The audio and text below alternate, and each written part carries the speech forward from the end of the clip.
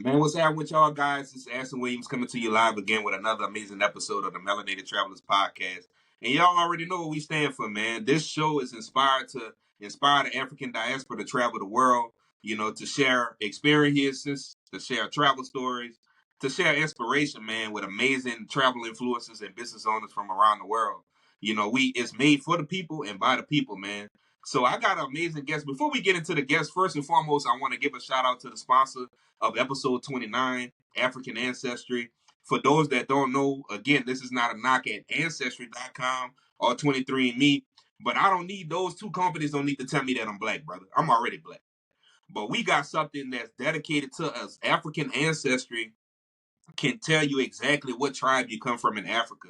And for those that, are from the lost tribe, for people that don't really know where they come from, it's very important for you to go ahead on and take that test. So you can see, man, where you come from to have a sense of pride, to have a sense of unity, to have a sense of, you know what, like this is where I come from. Maybe that might intrigue you to go over there and go see that country.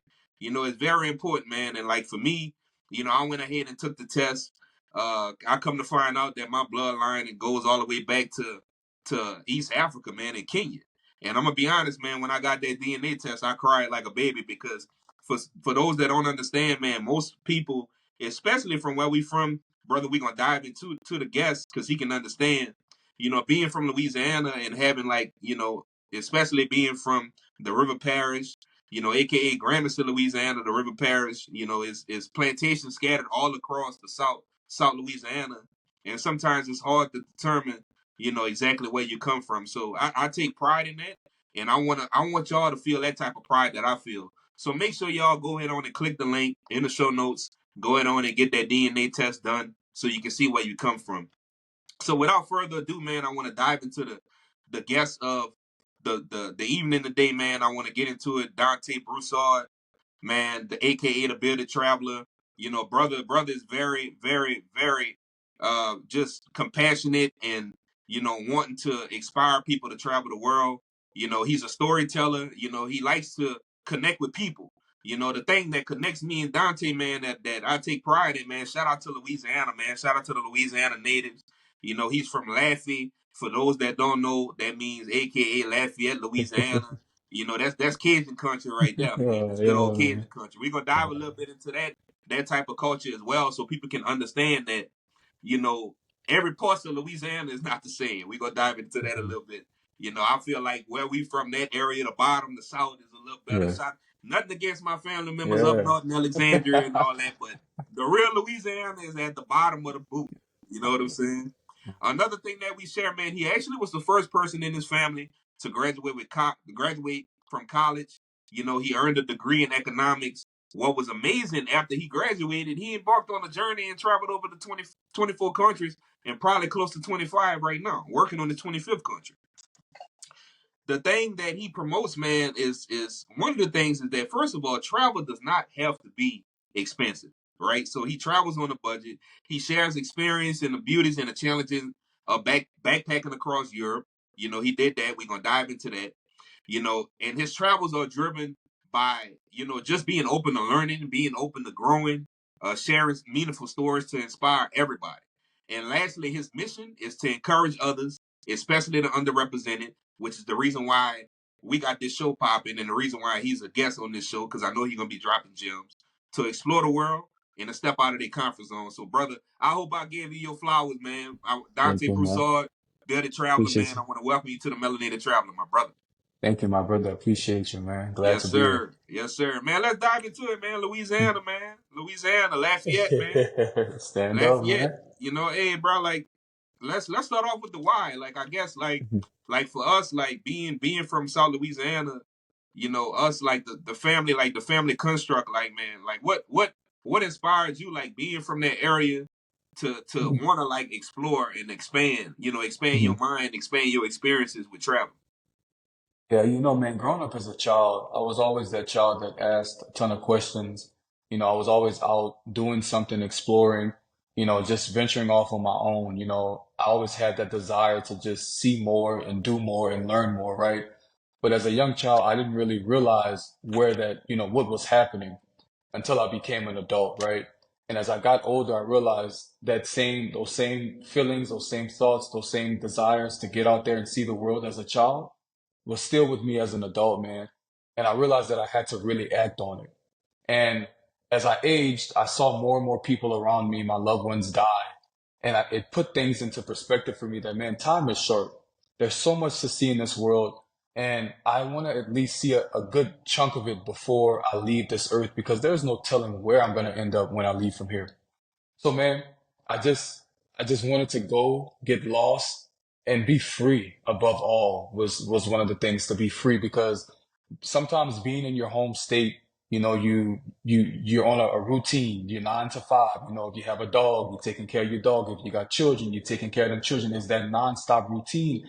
And you feel you don't there's no sense of freedom. You feel like you are in a jail cell, you know? And I just didn't want to really feel that anymore. I'm like, man, like I work hard, I've been through so much in life. I want to get out there. I want to be free. I deserve to be free. So that's kind of where that came from.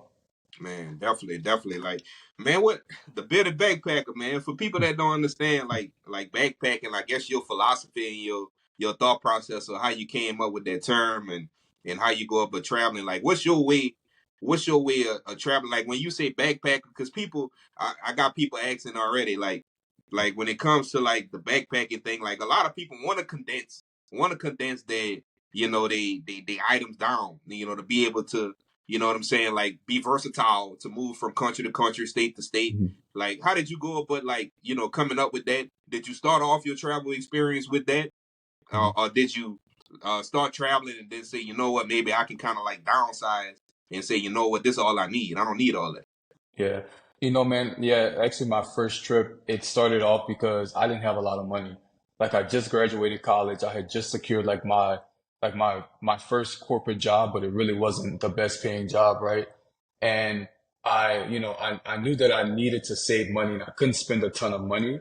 And the backpack came along because, I'm a simple guy, man. I'm from the country, Louisiana. Things are slow, basketball shorts, flip flops, like Facts. that's me, man. Like I don't need to get all dressed up and stuff. So another part of that was not having to pay for a baggage fee because I realized that paying for luggage, Yeah, man, you have to pay an extra $100, but you also risk the possibility of your stuff getting lost. And who wants to be in a new country? You don't have your clothes, you don't have nothing. You're stuck, And I didn't want to risk none of that. So that's where the backpack came along, man. And I didn't even know what backpacking was. That's not something that's common in our community. I didn't know anyone that was doing it. I didn't even know it was a thing until I just kept doing it, man, definitely facts, bro. Facts. man. Man, what was the first country? Cause is that first one is always set the tone. That first one always set the tone. What's the first country you ever traveled to? The first country I ever traveled to was Puerto Rico, man. Yeah, that was the first one. And when I traveled to Puerto Rico, I wasn't backpacking. It was just it was my first time, like, no, it was my second time flying.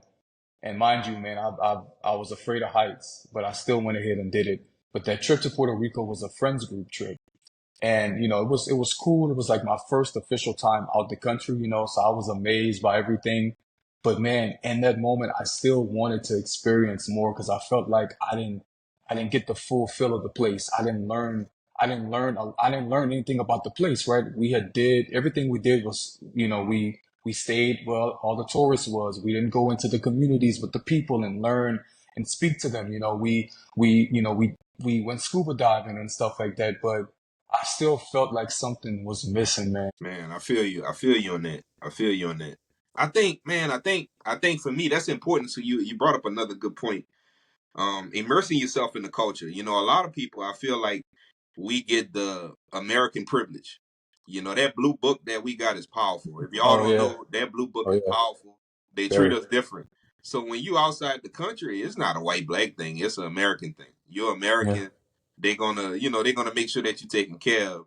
So my question to you, brother, is what's some of your methods when you go to these different countries? And if you want to share a certain experience with a country, that's fine too.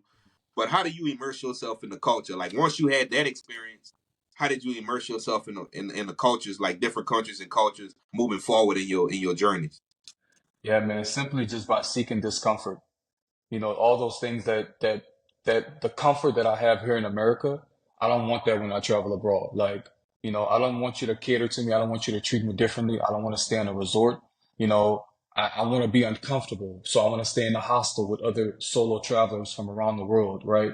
I want to, just I don't need a tour guide. I want to be able to walk alone and just get lost and just stumble on a random community with people, you know. So that's sort of what I do. You know, I just put myself out there and just in uncomfortable places, uncomfortable situations, but I've been doing it for so long to where it's no longer uncomfortable. It's actually something that really, gets me going and makes me happy, man. So the first thing I do when I land in a place, I typically don't have like any set plans because I don't like to stick to schedules because I've found that some of the most beautiful experiences, encounters happen from when you just go with no intentions and no plans and you stumble upon things. So when I land, I get situated in the hostel. If I meet some people, we communicate, we connect, we may end up traveling to some places together, but if not, man, I get going on my own. So I take the local transportation and that really allows me to get a good feel of the place that I'm in when I get there.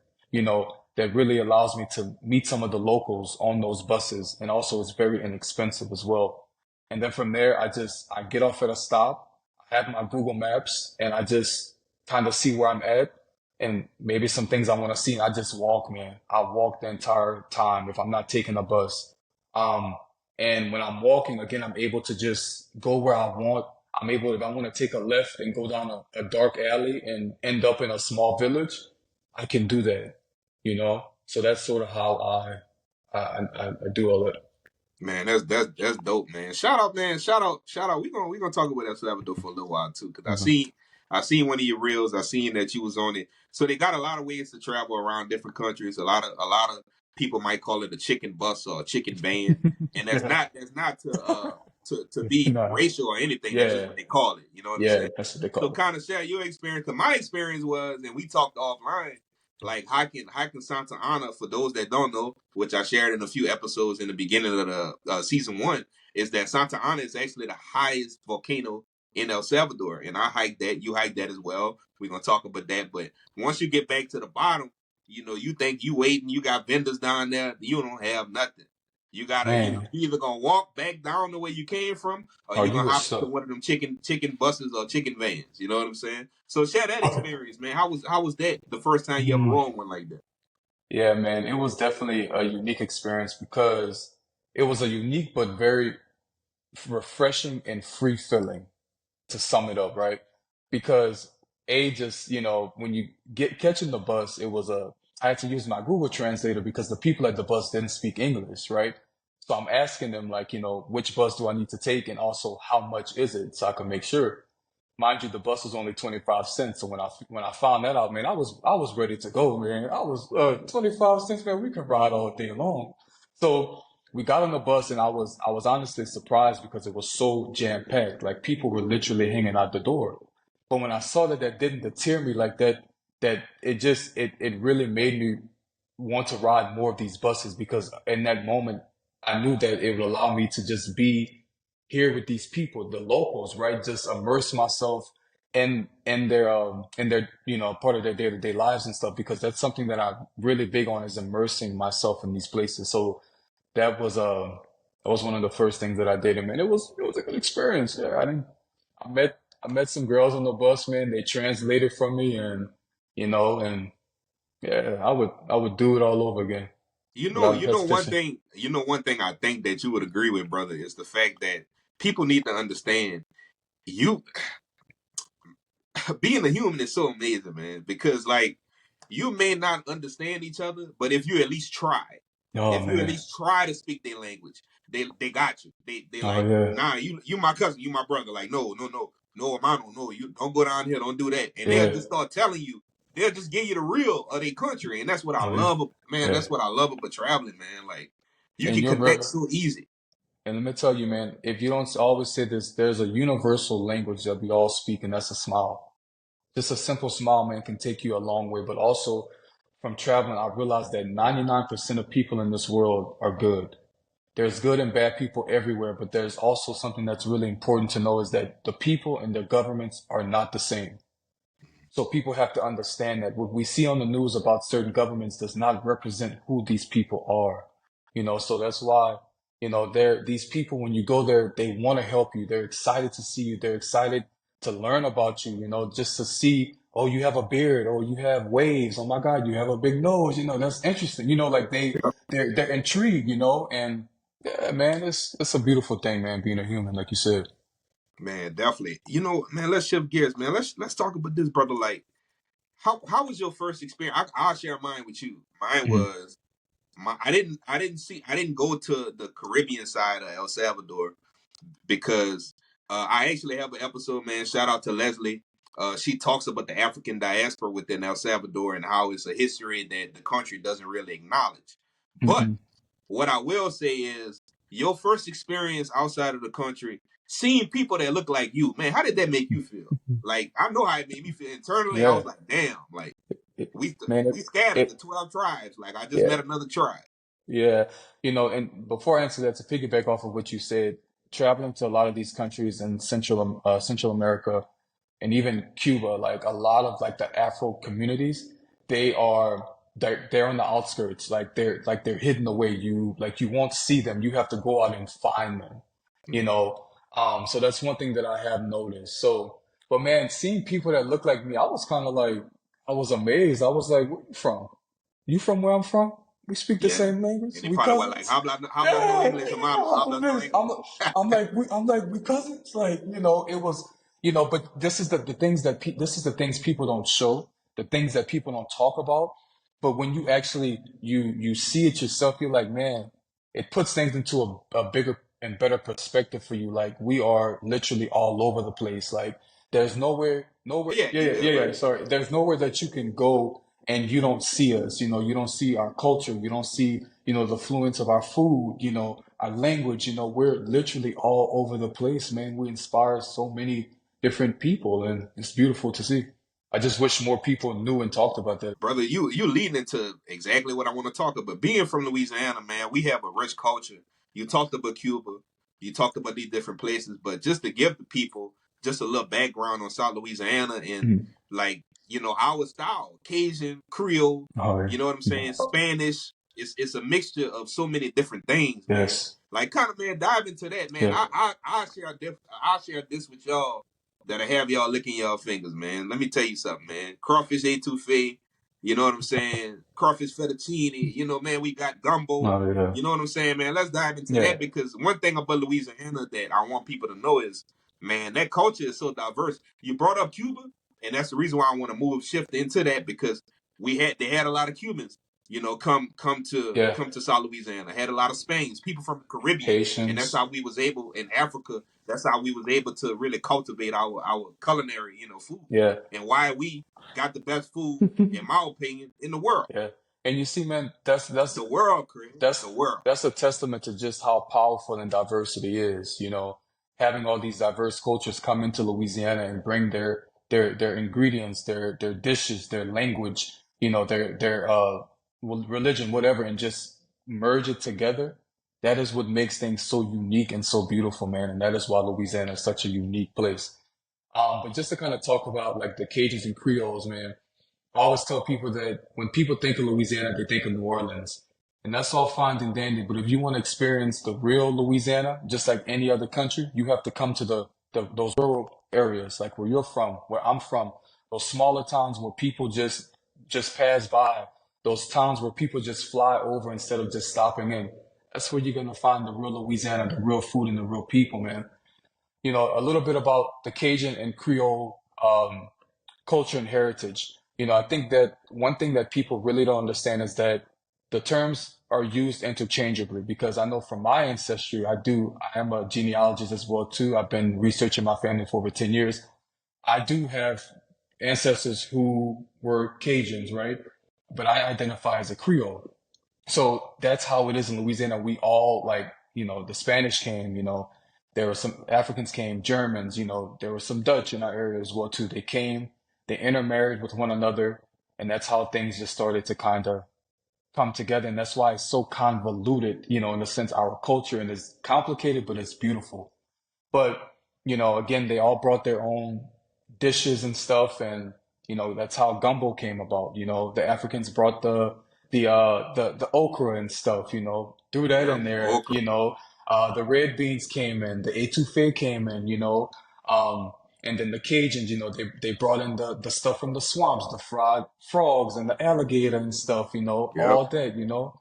So yeah, and the Cajuns, they're fighting, and they're trying to preserve their culture, man, and their language. And I actually met with the guy, Mr. Ray Landry, a few weeks ago in Louisiana at Vermilionville, and I had a sit down with him. We talked, and he talked in some Cajun French to me, man, and it was so refreshing. But what people don't understand is, because a lot of people wonder why more of us don't speak French in that area, is because they were taught in the 1900s in school to not speak French. You could not speak French because A, it was a way of, they want to have you in check, but B, they want to know what you're talking about. So even in my family, the only person that speaks French is my grandmother. But coming up as a child, when they would speak that French Creole, it was because they didn't want you to know what they were talking about. So they didn't teach you they didn't teach you the French Creole, because if they did, you would know who and what they were talking about. So, we kinda lost that, but a lot of us are still fighting to bring it back and preserve it, man, because it's such a rich and beautiful culture, man, and it needs to be preserved. Man, definitely, man. You talked about something that I feel like the people in the lost tribe. When I guys, for those that don't know, when I say people in the lost tribe, I just mean people that don't necessarily know where they come from. You do, but what I mean is like Ebonics is so important in our culture, man. So I do commend you on you and your other family members on wanting to get that language back, because that's what I feel like is missing sometimes in our families, man, is that Ebonics. Like, we can't switch to the other language and start talking. But when we go to these, these hair stores, when we go to these, these massage parlors, to these nail salons, and these people are speaking in their native language, sometimes it makes me jealous. Not jealous at their culture, but jealous that I wish I You had wish that. you had it, You know yeah. what I mean? To preserve that, to be able to speak and have those ebonics within the family. So, man, I just commend you on that as well. I want to commend you on that, man, for keeping it going. Man, I want to shift gears into, let's talk about your experience backpacking across Europe. How did that trip come about? Where did you go? Some things that you can share, some experiences that you can share from that regard on your backpacking experience through Europe. Mhm. So yeah, man, I started backpacking about, was it 3, 4 years ago? And again, that was just after graduating college. COVID had just kind of somewhat subsided, but there were still some regulations and restrictions in place. And I was really on this journey of self-discovery, man. I didn't know who I was. I didn't know what I wanted out of life. I didn't know, I didn't know nothing. I just know that I wanted to get out there and see the world, and I needed it to be cheap. So my thought process was, man, I don't have a lot of money. I can't afford to pay for a $700 trip back and forth to Germany, then come back and go to Switzerland. So in my mind, I say, well, it's logic. The best thing to do is just fly there, pay that one round trip ticket, which will be my biggest expense, and see as much as I can within a certain amount of time. And that's also how that backpacking trip, came about. And I'll be honest with you. When I took that trip, I was nervous because it was my first time in Europe, and I thought I would face like a lot of racism and stuff, and people wouldn't welcome me. And honestly, that wasn't my experience. And again, we all have different experiences, man. But it was that first trip that I realized that the world, like the sky's the limit, and there's so much in the world to see. And I have the power to see it, and I have the right to see it. And I'm not gonna allow anyone or anything to stop me from seeing these places or put fear in my heart. But from there, from that also came like this strong burning desire to keep going. And I immediately, when I left from that trip, I started planning my next one. And just to kind of go back, that first backpacking trip took me to where was it? It was France, Belgium, Amsterdam, Germany, and Switzerland. And then the following year, I did it all over again, and I went to I went to Italy, Austria, and Budapest, and places like that, right? So yeah, man, it's just something that just became an addiction. It was something that I never planned to do. It just started. I just kept it going, man. So Man, shout out to Europe, man. Shout man, how was Amsterdam, man? mhm. Because my frat brother, man, first shout out to all the brothers of Phi Beta Sigma Fraternity Incorporated. Gotta call out the frat, man. Yeah. But he, to be honest, like his experience, and I'm glad you said that because experiences, everybody experiences different. Mhm. He didn't really care for Mhm. Amsterdam. But I think your experience from the way you traveled as opposed to when he traveled is completely different. So like describe like some of Yeah. your experiences with Amsterdam and these other countries, like because Mhm. he didn't really care for it. He had issues getting back and forth to the airport. A lot of people don't really ride cars in Amsterdam. They ride bicycles. For those that don't know, Lots of there's bikes, man. bicycles everywhere. That's all. How was your experience there? Man. Obviously, we know Amsterdam. People think about weed and marijuana, Yeah. but Amsterdam is more than that. Yeah, You know. exactly. Man, back then that was my first backpacking trip, and since then my travel style has changed. So when I was in Amsterdam, I wasn't worried. I'm gonna say worried. I wasn't really doing a whole lot of cultural things. Like I was sticking to my comfortability. I was sticking to the inner zone where the other tourists was, right? So I saw a lot of that.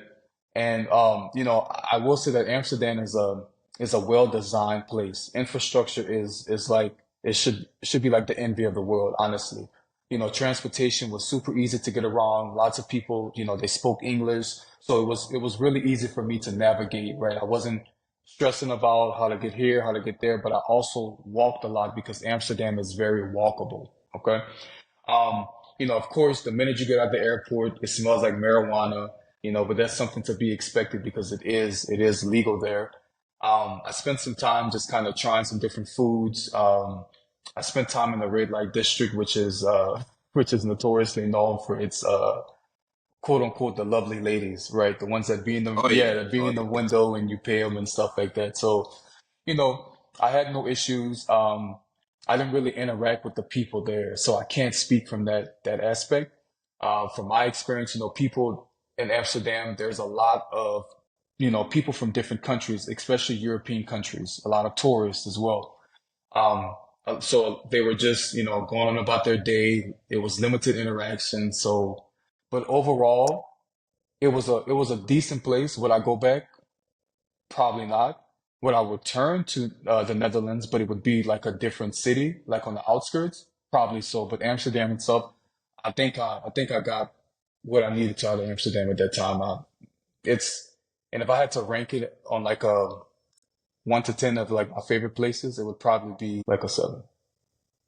Like a seven, Gotcha, yeah. gotcha, gotcha. Man, nobody really talk about Belgium, bro. Like, how was Belgium? Like, Oh man, how was the food? dude. How was the food? How was the I'm experience? gonna be very honest with you. Belgium is my least favorite country. And again, I have to remind people it's nothing personal towards Belgium or the Belgians in at all. This was just my experience, man. I think a few different things I have to factor in a few different things as to why my experience could have been so crappy. I arrived really late at night, and it was also around Halloween time. Okay, so then I'm trying to give them a little grace, but when I arrived, man, the vibes were off. And I'm a person, I'm big on vibes. I feel energy. It's those things that I can't explain. I just feel it. It was immediately off. It was very dark. It was very eerie. A lot of the people, they were like, it's like they were in a trance, like they were on some sort of substance. I don't want to say drugs because I don't know that. They were on something. And that immediately like turned me off. But what really got me is when I got pickpocketed on the train. Well, tried to get pickpocketed, but I caught them. And if people don't know, pickpocketing is something that is extremely popular, especially in Europe, and you have to be diligent. But again, I heard about it, but it's just one of those things where you just like, man, that's not gonna happen to me, man. Like I'm a big black man, they ain't gonna play with me. Yeah, they tried it, and that also kind of turned me off a bit. And as far as the food goes, I mainly ate like the Belgian waffles and stuff like that. Again, stuff like that. But well, not yeah, yeah, not. And let me clarify. I went specifically to Brussels. There's other places Ah, in gotcha. Belgium that I would probably go and check out, but I went specifically to Brussels, and I'm good on Brussels, man. Gotcha, gotcha, Just being honest. gotcha. Now I got you, brother. I got Yeah. you, man. Man, let's dive into, so like I said, budget travel. Budget travel. Like, how do you go about navigating, travel when it comes to looking for the best prices? Like, what's some of your strategies? What apps do you use, or do you use a combination of a few different things? Like, now where you're currently at, 24 going on potentially 25 here before the year is out. How do you navigate this thing we call travel? Mhm. Like, how do you find your places and your deals? Yeah, man. So I'm a natural researcher. I do this on my for work as well too. So I just spend lots of time just like going through the internet, you know, um, just researching like the best deals and stuff like that. But I read a ton of blogs, and I connect with other travelers who've been to these places. So I'll join Facebook groups, and I may ask questions in there, or hey, maybe like, hey, what's the fair price to pay for a cab from London to Scotland, right? And I kind of take that into consideration, and then I cross-reference that with other articles online, and stuff like that, just to kind of get a somewhat of a feel for how much I should be paying for certain things and stuff like that. But as far as accommodations go, I use Hostel World. That's where I book my hostels at. All right, Hostels gotcha. are essentially, it's like a dorm room, and you share a room with other solo travelers, and they're extremely inexpensive. You can pay as low as $7 per night, and a lot of them have breakfast included as well too. As far as my transportation goes, I literally figure that out once I get there, and I use Google Maps, which kind of helps me find like the bus routes and train routes and stuff like that. But as far as like finding the best deals, I would say not a whole lot goes into it now because I've been doing it for so long, right? Um, Gotcha. so yeah, that's just essentially what it is. And then, how I also save money is by doing things solo. I don't hire guides. I don't book the tours. I just go out and I do things on my own. Like one of the countries I'm heading to soon, which is Iraq, a lot of the people, they want you to book guides and tours, which is like thousands of dollars. But a lot of Hold on, brother. Pause, brother. Pause, because I people gonna want me to pause. Did you just say all right? Yeah, yeah, yeah. What your family got to say about Oh that? man, They probably like Dante, like, bro, what you thinking? Like, dude, man, my family, they're supportive, but of course, I think naturally, as they love me, they're concerned, right? And a lot of people are concerned because, from what they've heard, the limited knowledge of Iraq, right? We only hear of Iraq from what we see on the news, and that's only a small percentage of the truth. So yeah, they're very supportive. Yes, they're concerned. So it's like it's very mixed, with them, but they'll be fine, yeah, yeah, because we got a little history with them, bro. man. That's why, Yeah, no. man. You know what? Share your location with me when you go, dog, Oh yeah, man. so I Nah, can know you straight over yeah, there, bro. You know what nah, I'm man. saying? It's yeah, man. It's it should be good though. Which we laughing about it, y'all. We joking about it, but that is a good practice. To share your location, Absolutely. with your family members on via WhatsApp or Google, whatever, whatever, just in case something Yeah, happens. You know what I'm saying? That is something good to do that I do recommend, especially for first time travelers, to at least share it with 4 to 5 people at least. absolutely. Yeah, In case something and happens. share your itinerary with people. Let people know where you're staying. Give someone a copy of your passport. Make a copy of your passport as well too, just in case you lose it. You need to go to the embassy and get an emergency passport. Have that readily available. Also, keep your cash and cards separate. Don't carry everything together, just in case someone steals your purse. At least you have some backup cash back at your hotel or in your backpack. You just have to be very smart and strategic when you travel and outsmart those people. I do gotta say this, man, because people going they thinking the same thing. When I think Hostel, I think the gory movie Hostel 1 and 2, bro. So man, just give people the vibes, man, because Man, everything I see online, man, hostels are a vibe. man. Like, Let me- it's a vibe. You meet so many great people. I have never done a hostel. I'm more of an Airbnb person. Mhm. I do want to try a hostel here coming up pretty soon. Once I travel back to Central America, I am more of an Airbnb person. So dive quickly, Yeah, man, into the yeah. hostel. Like, Let me. I'm sorry, A hostile hostel, yeah. environment. So let me tell you, there's different types of hostels. There's a party hostel, there's a chill hostel, there's a family hostel, there's hostels for older people, right? They don't specifically say this, but certain demographics gravitate to certain hostels. So it depends on the type of experience you want. Hostels are essentially, when you think of a dorm room in college, think of a shared room with bunk beds, right? The bunk beds have curtains. You can, for some privacy. There's sheets, there's pillows, there's everything you need, like to charge your phone. And there's lockers in there so you can lock all your personal belongings in there and just go. So there's an area for breakfast, right? They give you free breakfast. There's areas to shower. Some of the showers are shared showers. Some of them have like the showers, like with just a ton of different stalls and stuff within the bathroom. There's some places have like game rooms, right? Some places have lounges, so you can come in and connect with other travelers. But man, essentially, a hostel is just a way of just meeting other like-minded people. And 9 times out of 10, the people who are in hostels are also solo travelers. So you're more and they are more inclined to make these connections with you because you all are alone, right? And let me tell you, some of the best experience that I've had and some of the best people that I've met that I'm still friends with till this day, I met them in hostels.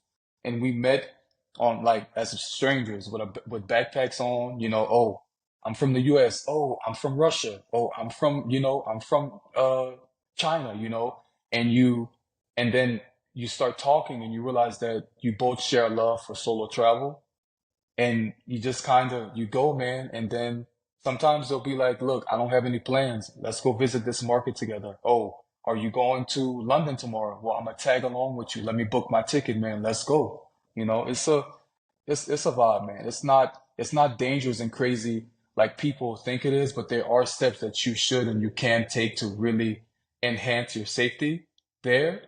There are hostels where you can book only female rooms. If you're a woman, you can stay with just females. A lot of hostels do have security. They have cameras, so yeah, it's pretty safe though. Man, I'm gonna have to check it out, man. Hmm. The last thing I want to ask you, man, is really, really, truly what your message is about. Like, what's your message to first time travelers, people that's on the fence about wanting to explore, don't really come from that demographic or family background that really inspired them to travel, but they have a passion for it and but they on the fence, man. They riding the fence. And what can you give that person? Just a message that you can give that person to get them to start getting out there and just seeing the world, man. Whether that be domestic or international. You know what, man? I always say that first step that you take is the scariest, but that first step can take you thousands of miles and thousands of places. It's just a matter of getting out there, putting yourself out there and stepping out of your comfort zone. And even if you have to do it alone, do it. And it does not have to be expensive at all. As long as you just go with an open mind, an open heart, you close your pocketbook and you step out of your comfort zone, travel can be really inexpensive. And I think that a lot of times we take things for granted, we take life for granted, but the way life is moving, life is life, and we don't know when we are going to die. So why put off what you can do today for tomorrow? You know what I'm saying? Don't put it Yep. off and just Facts. just go out there, man. Put yourself out there, get out of your comfort zone and just go. You don't know where it's gonna take you. You don't know the people you're gonna meet. You could end up meeting the love of your life in one of these countries. You could end up relocating here permanently, you and your family. But just step out of your comfort zone, man, and just go for it. And don't wait for anybody because if you wait for people, you're gonna be waiting. You're gonna be waiting. You want to experience life. Facts, man. So y'all heard it here first, man. So many different gems, man. Man, Dante, first of all, bro, I want to thank you, man, for just blessing the platform with your presence, man, your experience, your stories, and I know, we talked about the 1% outside of the studio, man, but if we can just touch the 1%, a person that hears this episode that we just touch to be able to get out there and explore, then the mission is the mission and the mission is working. So, man, I just want to appreciate you again, man. I want to thank you for coming on, and like I say, man, you family, man. You and the alum now, man. So, Yeah, man. man, I really do appreciate it. I do look forward to collaborating with you on other projects as well, my brother. Thank you for coming on. No problem, my brother. I appreciate you, man. Yes, All right. sir. Yes, sir. And y'all already know my motto. I'll see you at the top because the bottom is just too crowded. Peace. Y'all have a good All one. right, guys. Peace and blessings.